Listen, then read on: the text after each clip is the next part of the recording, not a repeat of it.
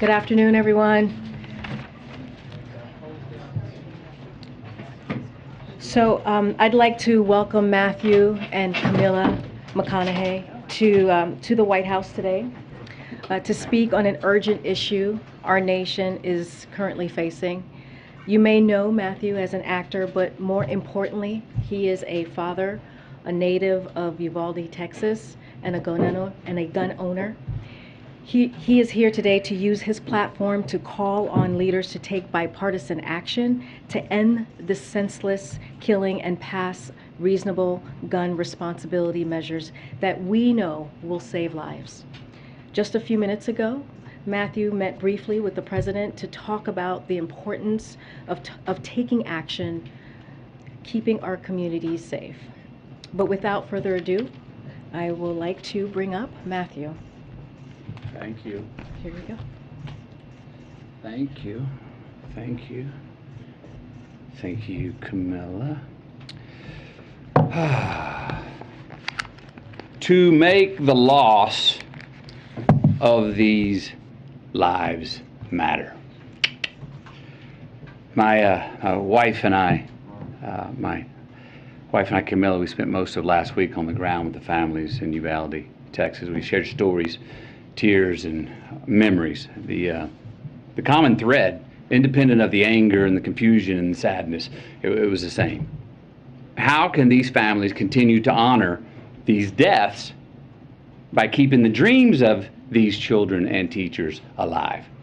Again, how can the loss of these lives matter? So while we honor and acknowledge the victims, we need to recognize that this time, it seems that something is different. There is a sense that perhaps there's a viable path forward. Responsible parties in this debate seem to at least be committed to sitting down and having a real conversation about a new and improved path forward. A path that can bring us closer together and make us safer as a country. A path that can actually get something done this time. Camilla and I came here to share my stories from my hometown of Uvalde. We came here to take meetings with elected officials on both sides of the aisle. We came here to speak to them, to speak with them, and to urge them to speak with each other.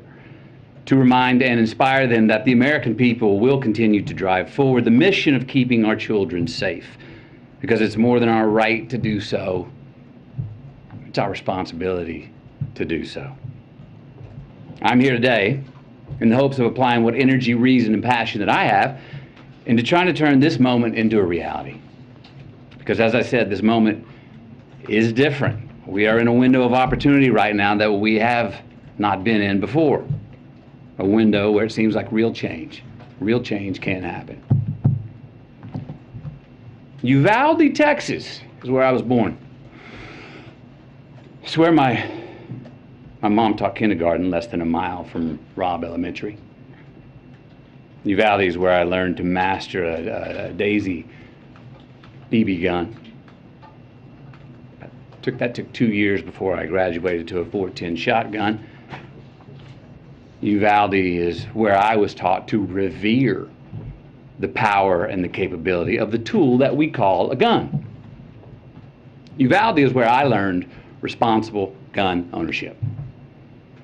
Now, Uvalde called me on May 24th when I learned the news of this devastating tragedy. I had been out of cellular range, working in the studio all day when I emerged, and messages about a mass shooting in the town I was born in began flooding my inbox.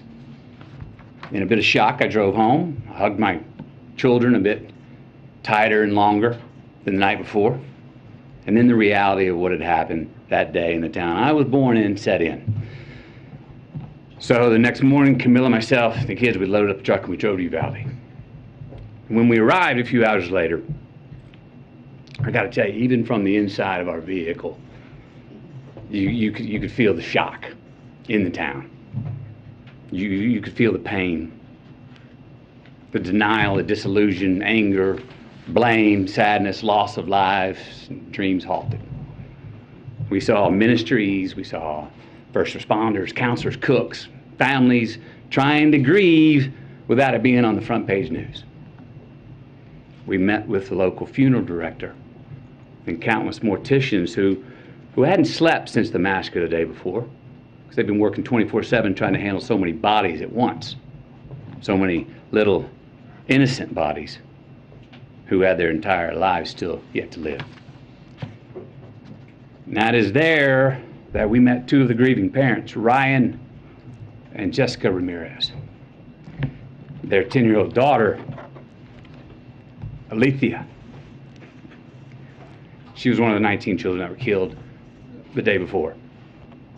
Now, Alethea, her dream was to go to art school in Paris and one day share her art with the world.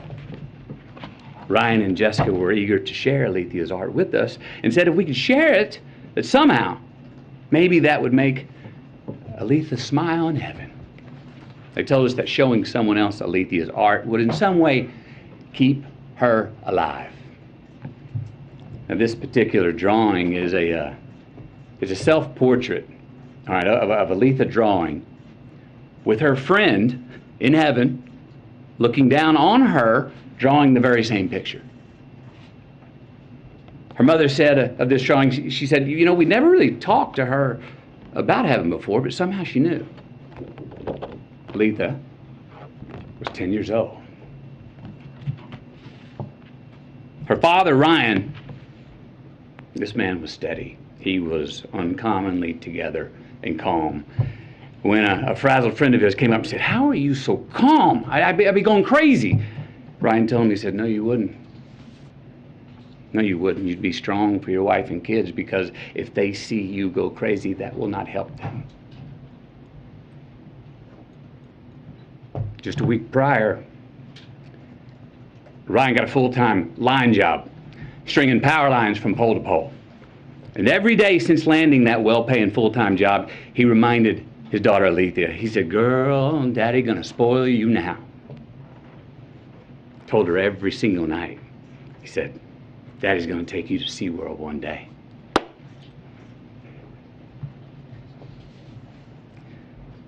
But he didn't get to spoil his daughter. Alethea, she did not get to go to SeaWorld. We also met Anna and Danilo, the mom and the stepdad of 9-year-old Maite Rodriguez.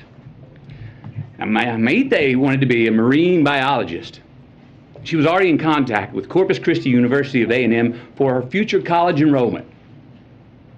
9 years old. Maite cared for the environment so strongly that when the city asked her mother if they could release some balloons into the sky in her memory, her mom said, oh no, Maite wouldn't want to litter.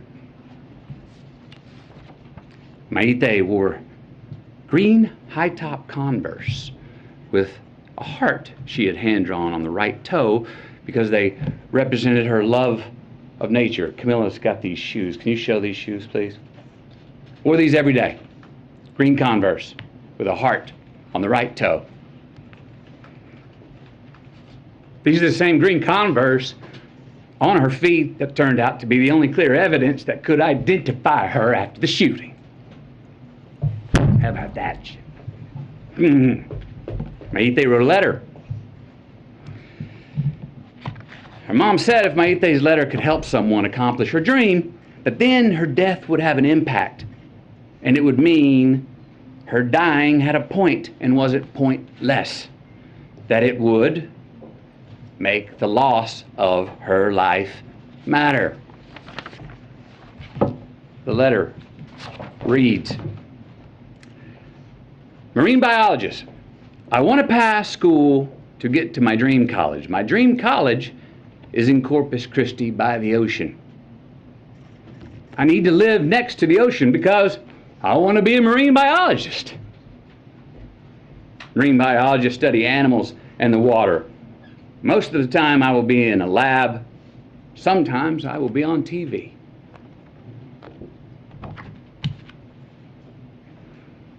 Then there was Ellie Garcia, a 10-year-old, and her parents, Stephen and Jennifer. Ellie loved to dance and she loved church. She even knew how to drive tractors and was already working with her dad and her uncle mowing yards. Ellie was always giving of her gifts, her time, even half-eaten food on her plate, they said. Said around the house, we called her the Great Regifter. Smiling through tears, her family told us how Ellie loved to embrace. Said she was the biggest hugger in the family. Now, Ellie was born Catholic, but had been going to Baptist church with her uncle for the last couple of years. Her mom and dad were proud of her because they said she was learning to love God no matter where.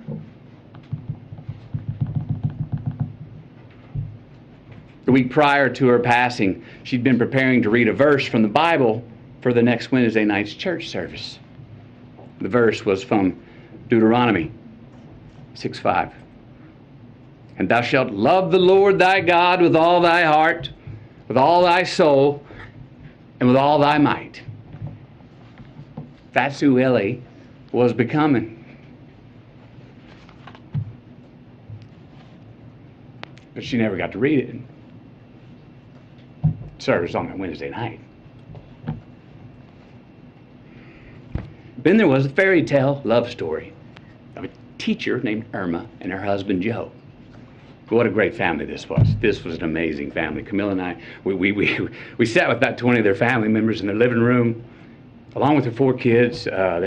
Kids were 23, 19, 15, and 13. They shared all these stories about how Irma and Joe served the community and would host all these parties, and how Irma and Joe were planning on getting a food truck together when they soon retired.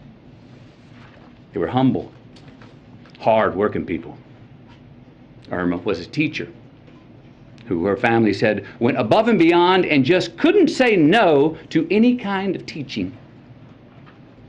Joe had been commuting to and from work 70 miles away in Del Rio for years. Together they were the glue of the family. Both worked overtime to support their 4 kids. Irma even worked every summer when school was out. The money she had made 2 summers ago paid to paint the front of the house. The money she made last summer paid to paint the sides of the house. This summer's work was going to pay to paint the back of the house.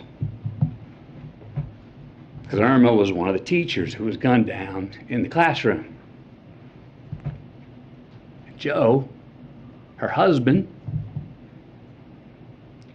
literally died of heartache the very next day when he had a heart attack.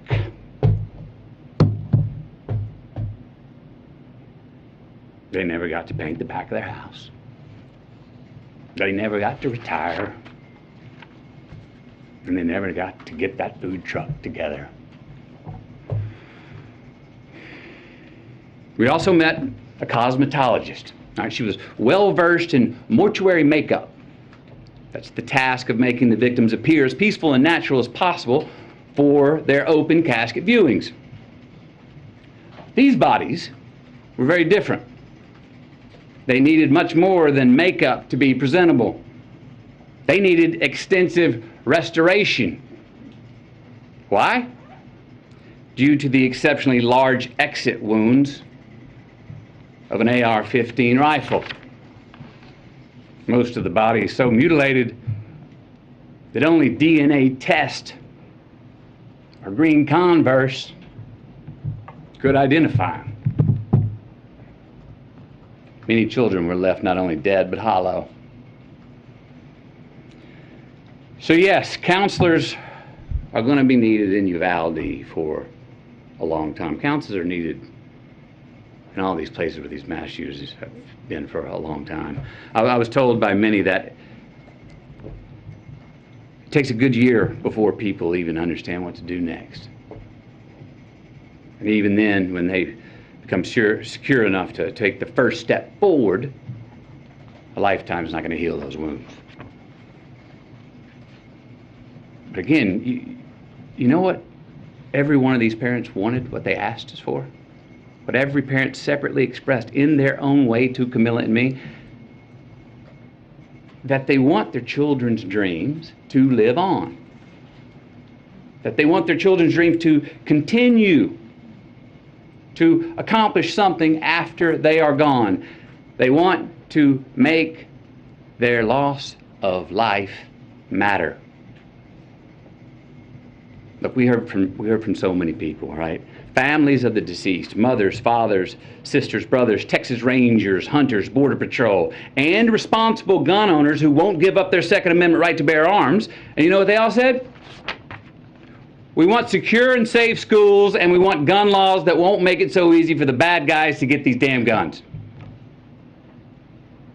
So, we know it's on the table.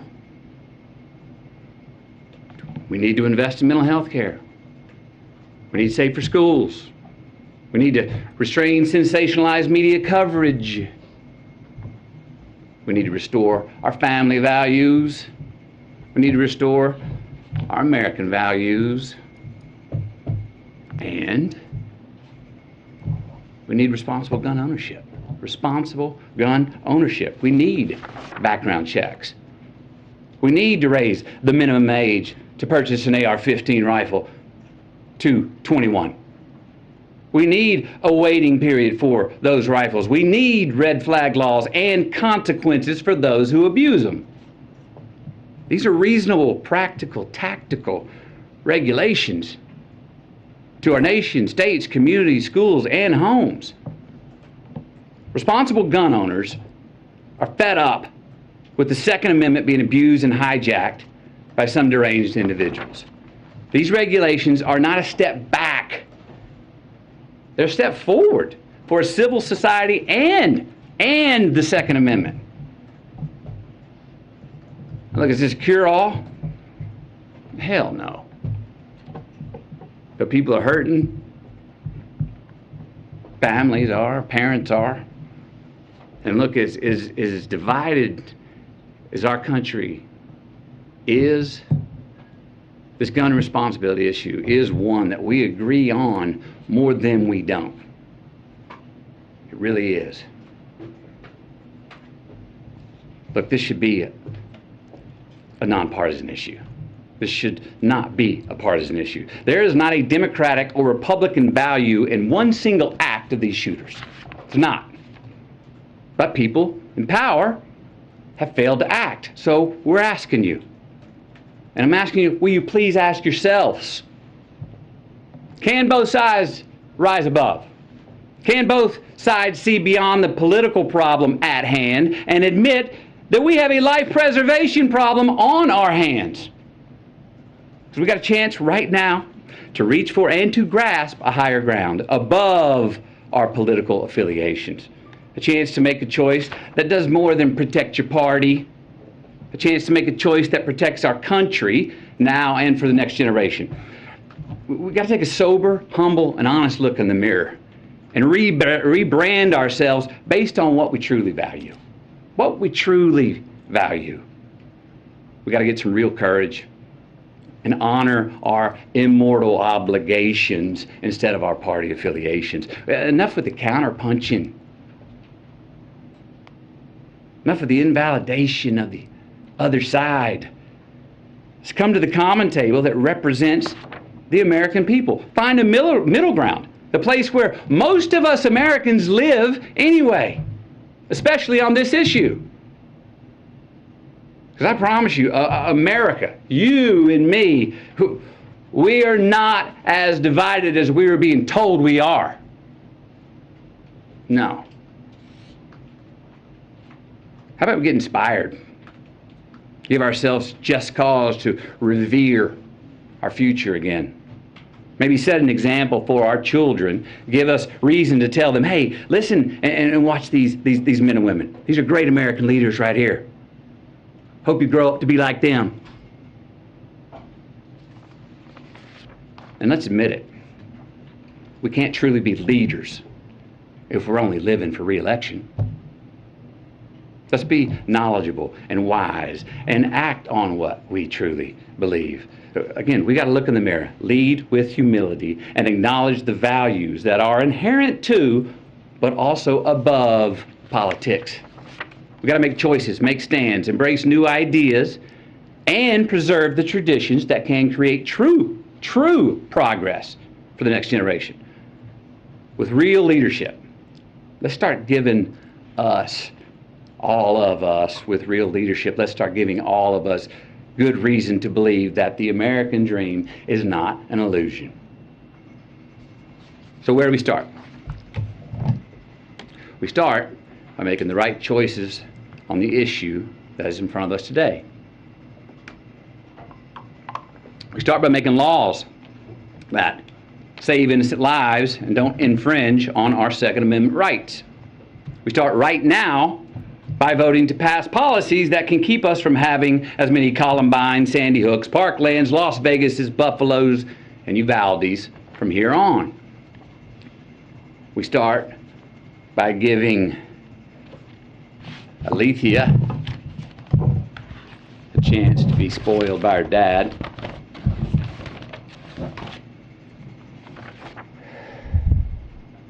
We start by giving Mayte a chance to become a marine biologist.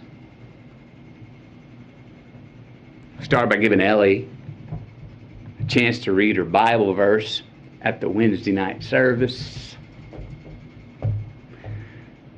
We start by giving Irma and Joe a chance to finish painting their house. Maybe retire, get that food truck.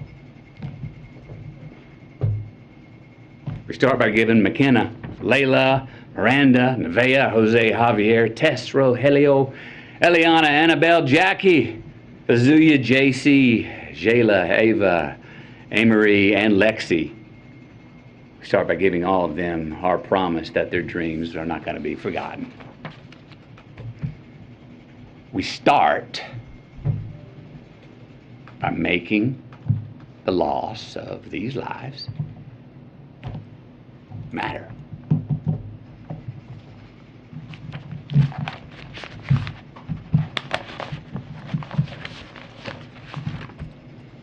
Thank you. Thank you. When he spoke to the president, did he say anything about this? Are the changes that are being discussed enough for you, Mr. McConaughey? What was your message to the president, Mr. McConaughey?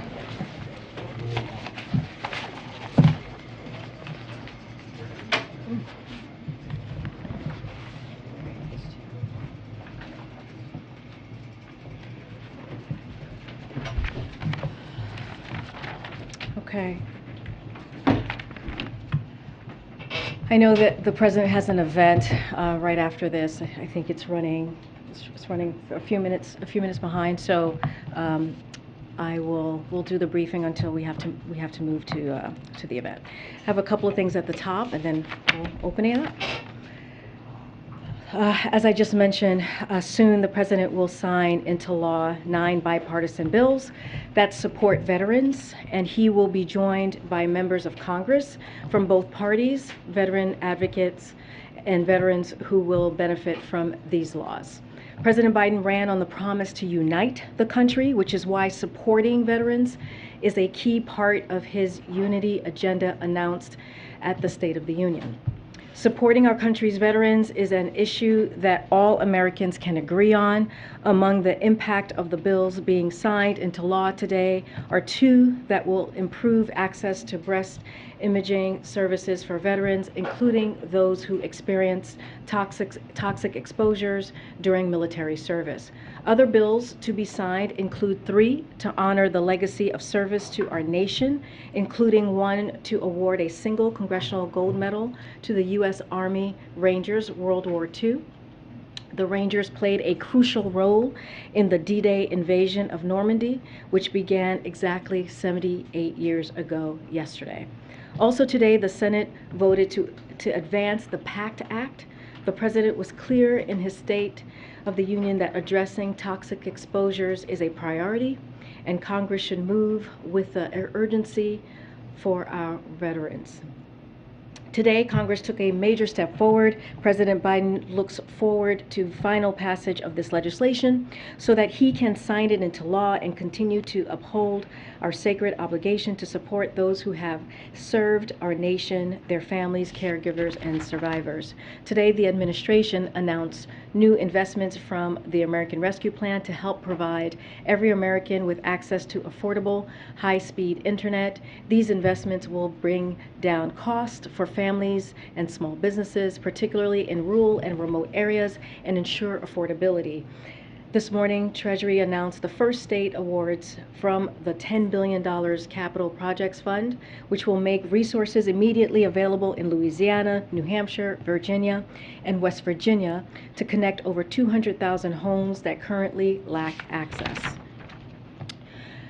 On a sad note, our dear friend and colleague, Michael Gwynn, will be leaving us for Treasury, where he will serve as Deputy Assistant Secretary for Public Affairs. Gwynn has served as the White House Director of Rapid Response for the past 60 months, responding to the most challenging and difficult issues imaginable. Yet, amidst these often emotionally wrenching stories, Gwen's poise and moral clarity are unfailing, and his willingness and ability to step up has made him an indispensable member of the team.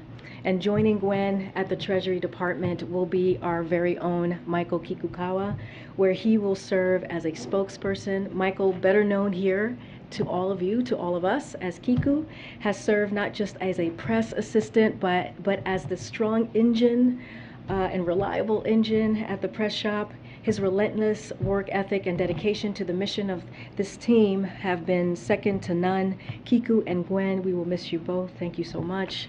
Very heart-wrenching, but I'm very excited for both of you, wishing you the best. And we do have some hellos. I know we keep announcing people leaving, but we actually have people coming and backfilling, some great folks who are joining our team, 2 new members who are here to our team. I'd like to first introduce Abdullah Hassan, right here. Some of you know him already, who will be joining us as an assistant press secretary, having previously served as the Deputy Associate Director for Communications for the White House Office of Management and Budget. Amongst many topics, Abdullah will be covering civil rights, immigration, and climate. We also would like to extend a warm welcome to Alexandra Lamana. Hello. Who is joining us on detail from Treasury, where she has served as senior spokesperson. Part of Alexandra's portfolio will be working on housing, infrastructure implementation, and other economic issues. Abdullah and Alexandra haven't even gotten their full-time badges yet, but we are already getting them hard at work, and we appreciate all of their work thus far. We have felt the impact of it. Okay, please join me on welcoming the team, and with that, I think that's all I have.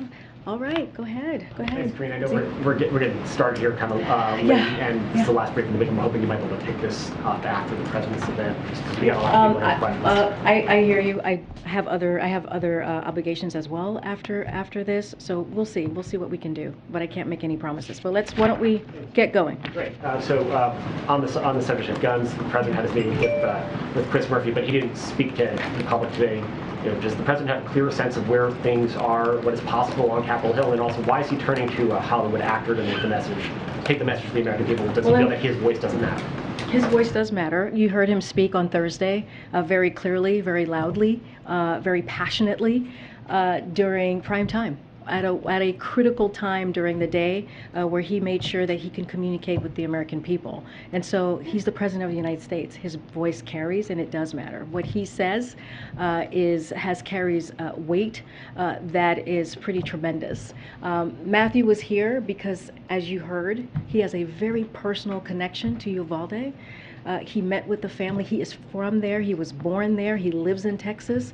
And we thought hearing from him directly, him using his platform, is incredibly important. We all know what it's like or how important it is for folks, especially on whether you are an actor, whether you are in the business sector, wherever you are, to use your platform, how critical and important it is. And I think his words here today were incredibly powerful and emotional. And I thank him and Camilla for coming here today. They met with the president, as I just mentioned. And so I just wanted to just address that. Zeke, the president received an update, as you all know, as we've mentioned, from Senator Murphy on the state of negotiations on Capitol Hill. He told Senator Murphy he strongly support his efforts to find a compromise and encouraged him to get the strongest possible results. In the end, the president said that the message he took from the families at Uvalde when he was there was to do something, was to please do something. That's what the grieving family told him. Some of you heard that yourselves from the community when he was in Uvalde. And so that is what Senator Murphy and his colleagues are going to do. They're going to do just that. It's not a different subject. The president's meeting with President Bolsonaro of Brazil. The AP is reporting that the Brazilian government, President Bolsonaro, wanted concessions from the president for that meeting and for his attendance at the Summit of the Americas, that he wouldn't bring up Bolsonaro's casting doubts about Brazil's election system, as well as environmental concerns in the Amazon. Can you confirm that report? I cannot confirm that report. The president is looking forward to leaving tomorrow to head to the summit that we are hosting. I can say this: the United States continues to recognize Juan Guaido as the interim president of Venezuela. That said, while the interim government was not invited to participate in the main summit, they are welcome to participate in all 3 stakeholder forums and other events. Is the President now getting more directly involved in the negotiations on the Hill now that he's met with Senator Murphy? Well, I want to be very clear here. Senator Murphy has said this many times during interviews on various networks here, that he believes it's time for the Senate to act. And that is what they're doing. The president is encouraged about what he is seeing with this team of negotiators on the Senate side, and he is, like I said, encouraged and wants to continue to see them move forward and take action. And in the meeting with Matthew McConaughey, did McConaughey go through the same elements with the president that he did here at the podium? Well, they had a private conversation. I'm not going to read out their private conversation. As you can imagine, the president went to Uvalde himself. He also met with many of the family members. He also heard many of the stories that Matthew came here to share with all of you. So they certainly connected on that aspect.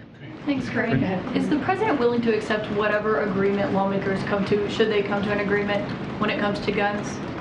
So as you know, the president has been very involved in gun reform as senator, as vice president, and clearly now as president, having signed the most executive actions on gun reform than any president at this time of their presidency. And when he was senator, he was talking about this today. It took him years. It took him years to get the 1994 assault ban legislation. Now that was law for 10 years and expired in 2004. And so we haven't seen this type of negotiations or this type of coming together from both sides in a very long time. It's been decades. So he is encouraged. He is optimistic about what he's seeing, about what he is hearing, the update that he received. And so we're going to see how those negotiations go. And any step, he believes any step is a step forward. He's going to continue to call for all of the things that you heard him lay out when it comes to what he sees as a comprehensive gun reform on Thursday. But he also believes that any step forward is important. Clearly, we're not going to negotiate from here, and we're going to leave the specifics to the senators. And one other question: does he still seek to make Saudi Arabia a pariah state? Well, I spoke to this yesterday, and I could share some more thoughts on that now. But look, the president was very clear when he was asked about this on Friday when he was delivering his remarks on the economy. And basically, he said, as president, he believes that if there is any way to get peace, he feels like he should take that direction. So Saudi Arabia has been a strategic partner of the United States for 8 decades. Every president since FDR has met with Saudi leaders, and the president considers Saudi Arabia an important partner on a host of regional and global strategies, including other efforts to end the war in Yemen, contain Iran, and counterterrorism. Saudi pilots flew with ours in the war against ISIS.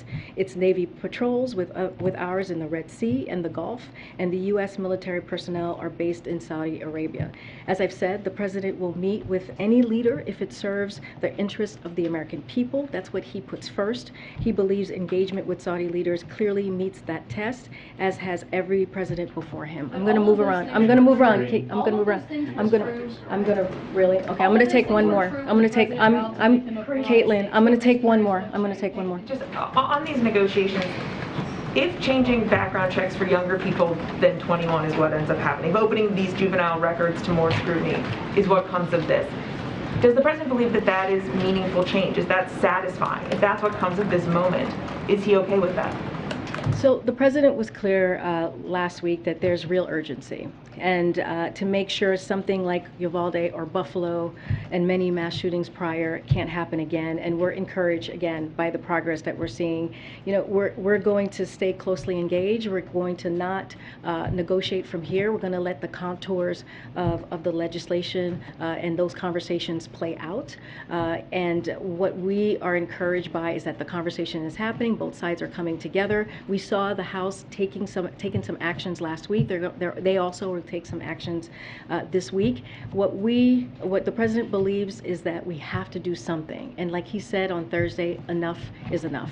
Okay. By the end of the week. I can't speak to the timeline. That is going to be up to Senator Schumer and Chris Murphy and their conversations that we're having. Can you take some on the economy? Guys, we need a longer break. Can we do this?